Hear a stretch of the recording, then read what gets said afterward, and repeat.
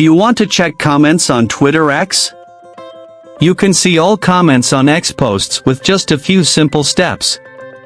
But before starting, please like this video and subscribe to this channel for more tutorials and tips videos.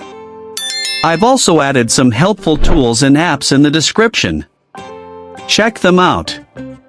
To check comments on Twitter X. First, open the X app on your mobile device.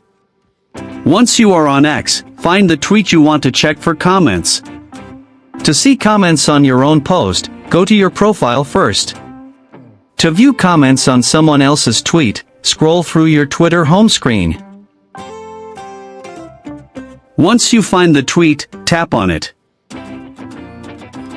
Now the tweet will open in full screen view, allowing you to see all interactions, including replies, likes, and retweets. Below the tweet, you'll see a list of replies or comments made by other users.